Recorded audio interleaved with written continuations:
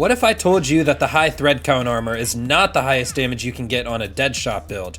And even though we aren't maxing out our spell weaving stacks, we're still able to do some insane damage using spells, pixies, and I've even discovered a gun that you can shoot that gets spell damage bonuses. And that means that there's going to be a couple gun options to use with this build, since you can just use some regular guns anyway.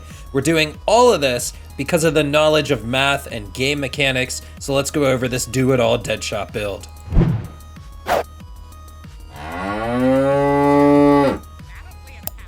Hey, what's going on, guys? Today we're going to be covering my Deadshot build 2.0 because I actually posted one of these last week or so, and I didn't think too many people were interested in it, and I wasn't happy with the damage I was dealing, so I did a deep dive on the game mechanics. I did a bunch of math, and I found the best bonuses to use, the best class mod to use, as well as some easy mistakes there are to make when you are making graveborn. For example, I'm going to explain to you guys why you're not looking for all damage on any of your rings or amulets or class mod. You're actually going to be looking for stuff like area damage and even stuff like companion damage, as well as cover some of the cool guns because this Queen's Cry is actually getting spell damage.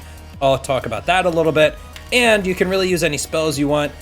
This Ice Spike I jacked from a Moxie save file because Moxie says this is the best spell in the game, and you know what? I trust him until I find something better. This was originally a pixie build for me, but I just wanted to prove that we can, equip some good spells and do some great spell damage with some of those intro clips. So with that being said, let's go ahead and dive straight into the gear, the skill trees, and some of the interactions and the damage math.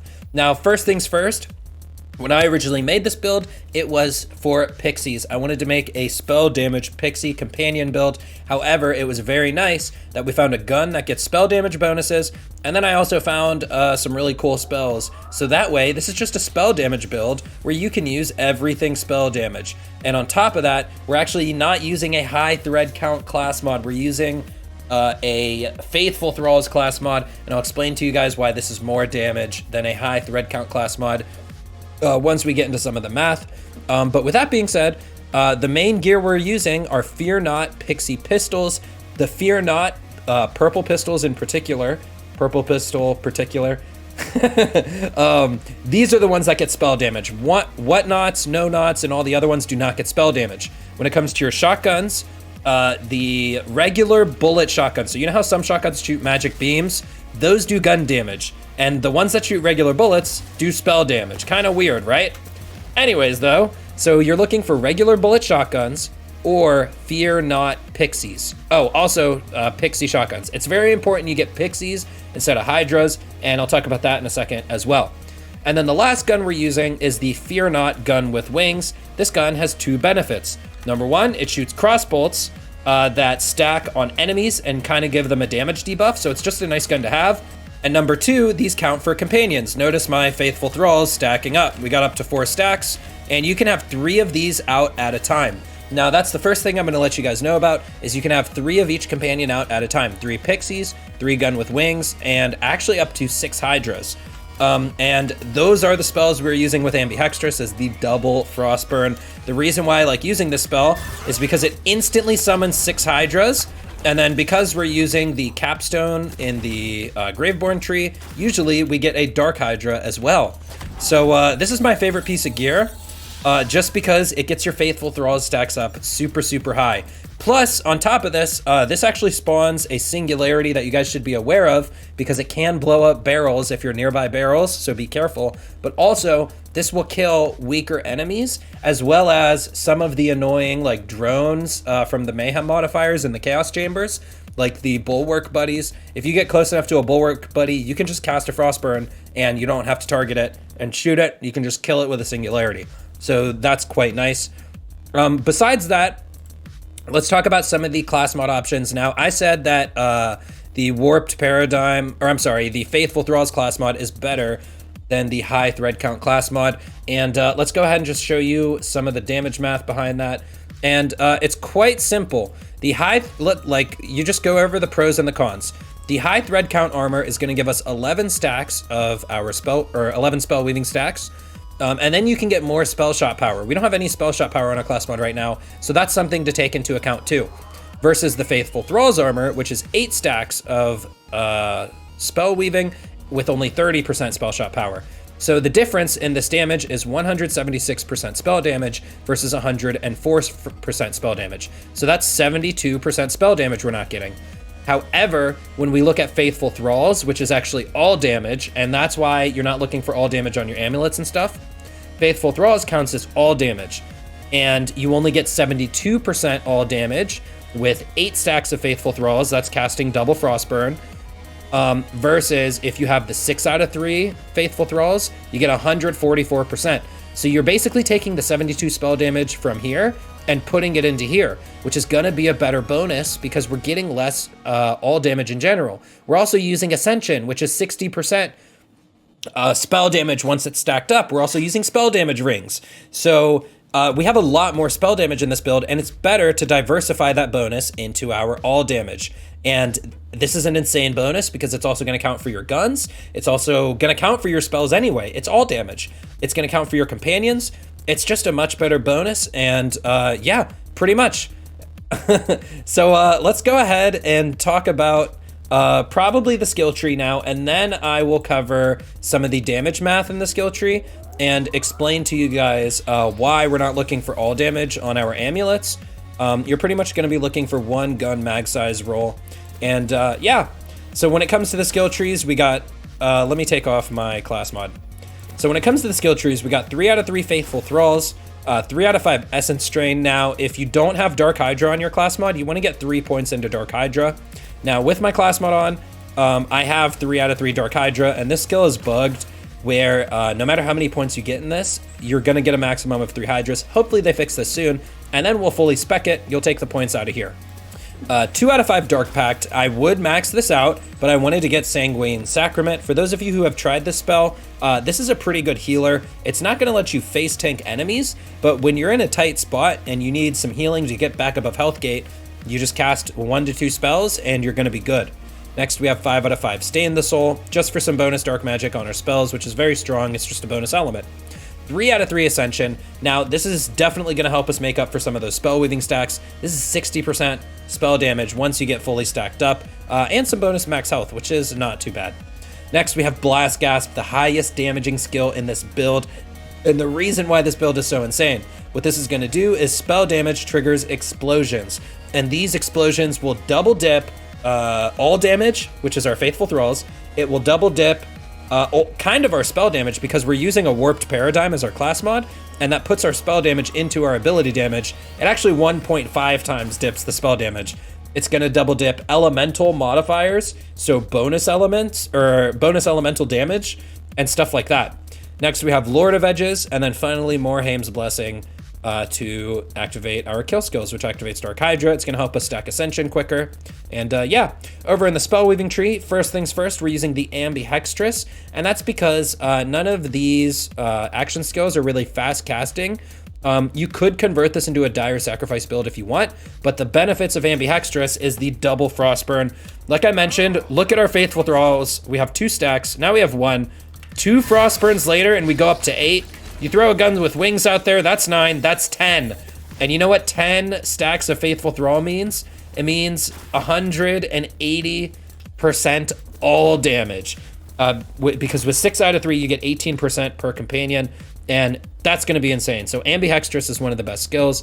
On top of that, you can use Ice Spikes like I showed in some of the intro clips. And yeah, 3 out of 5 Prestidigitation. I would put more points into the skill if I could, but we're not really spending too many points in the spell weaving tree.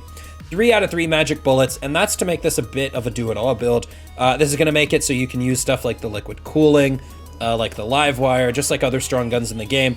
If you only plan on using spells and companions and spell damage stuff, which the Queen's Cry is a spell damage gun, you don't need Magic Bullets, and you can just max this out. You can take Mage Armor if you want. And yeah, next, 5 out of 5 just warming up, and that's because Pixies get fire rate bonuses. 4 out of 5 Font of Mana for some spell cooldown rate. Glass Cannon for sure, because 30% more spell damage, which is going to help because we're not using high thread count. On the armor, we do have high thread count in the build because this is going to give us 3 extra spell weaving stacks. And yes, this is a super high damaging build. Now, one thing I do want to share is the damage formula for these skill trees. And we're not going to go hardcore into the math. The main thing I want you to take note of here is that Faithful Thralls and Lord of Edges are both all damage. They are additive with other all damage. So adding a 10% all damage bonus on your amulet is just going to add to your already 150 to 180% Faithful Thralls bonus. What's going to be much better is stuff like companion damage, which is multiplicative, area damage, which I don't have any area damage on my armor or anything like that, or my rings. And it's crazy to think that this build, with some of the clips that I've showed you guys, can actually get a lot stronger still because I'm not using any area damage, and I could be. Then just the normal stuff you would expect: elemental bonuses, spell damage, spell crit damage. And for those of you nerds, this formula is very easy to change for guns and for non-pixie companions. You know, if you're using a regular gun, obviously it's not going to get companion damage and it's not going to get spell damage or the spell crit, but you're going to have to add back in the gun damage stuff. And then the last thing you see here is for pixies, they don't get companion crit. So you don't need any companion crit bonuses in this build, just spell damage and spell crit. And that actually makes it kind of nice because we can keep our rings and our amulet and stuff like that very simple. And I'll show you my gear now that I've explained the bonuses. And when it comes to Blast Gasp, like I said, it's going to double dip any elemental modifiers. So for example, if you're using a shock spell and trigger a shock Blast Gasp versus a shield, this is actually going to double dip the shock versus shield bonus. As crazy as that sounds, it's going to double dip Faithful Thralls, it's going to double dip your elemental bonuses, and then it also gets ability damage, which means it 1.5 times dips our spell damage because we are using the Warped Paradigm. Now, I do want to say that you could actually use an Amalgam until you can find a Warped Paradigm. And keep in mind, the Faithful Thralls class mod is Graveborn Spore Warden. So we're not getting any of that spell shot bonus on our armor. So you want to get that spell shot bonus on your amulet. Now, out of all these class mods, this Warped Paradigm with Blast Gasp on it, this Amalgam with 6 out of 3 Faithful Thralls, and then this high thread count Warped Paradigm. You can use any of these. I would say that this one is the weakest, the Blast Chill one. The second, the next strongest is the Amalgam with 6 out of 3 Faithful Thralls. And I do think the high thread count armor, it might be slightly better than the Amalgam. I don't know. These are actually very close. But it's very nice that you can actually farm for Amalgams with Faithful Thralls as well. And these are guaranteed to get damage rolls on them, and your main damage bonuses you're going to look out for are companion damage, area damage, and then spell or ability damage. So a 6 out of 3 Faithful Thralls Amalgam with an area damage is going to be insane. And yeah, if you can't find 6 out of 3 Faithful Thralls, you can just use a high thread count armor in the meantime. Next, let's talk about some of the enchantments, because I tested a lot of enchantments with this build, and it's very hard to find spell cast enchantments. So for the guns, you notice this is on spellcast increase poison, on spellcast increase frost, on spellcast increase lightning, on spellcast increase fire. Whatever specific element gun it is, it's going to be very easy to organize if you just keep poison on poison, frost on frost, lightning on lightning. For our melee, I put the dark magic damage one over here, and that's because dark magic is our secondary bonus. We're never throwing a main dark magic gun, and there's not many options to choose from, so this is just what I went with. For our ward, I actually usually like using the Cursed Wit, but any of these runes are definitely viable. You can use whatever ward you want based on how much survivability you care about, but the enchantment you're looking for is either elemental damage or dark magic. Keep in mind, on spellcast, increase elemental damage can only roll on ward or I keep wanting to say pickaxe, on ward or melee weapon, or your guns. These elemental enchantments cannot roll on the spells. So for the spells, you're gonna want to specifically use I like ability damage because this does increase our blast gasp damage. And then I found this one, which is very, very strong with the Fear Not pistols. After getting a spell kill, gain a 50% chance to shoot an additional projectile for a moderate duration. What's insane with these Fear Not pixies is they can trigger that enchantment and they benefit from it. So this 413 times 2 turns into 413 times 3, and you will notice your damage go up when you're using this enchantment. It's actually pretty strong. Now, it's not going to benefit our shotgun so much because this is going to go from a 112 times 7 to a 112 times 8. So this is a little bit stronger for the pixies. And then I do have a Frostburn with the all damage enchantment. but we're getting so much all damage that I preferred to use these other bonuses instead. And yeah, finally, the last thing we really got to talk about is the rings and the amulet.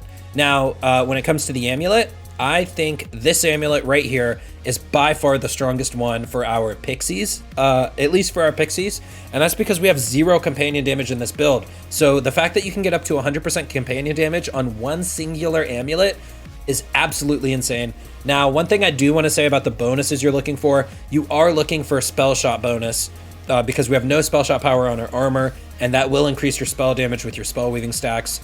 And then you're going to want to look for, you're going to want to element match. You notice I have a lot of amulets on the save file, and that's because, you know, this one is frost spell shot, this one's lightning spell shot, frost spell shot, dark magic spell shot, poison spell shot.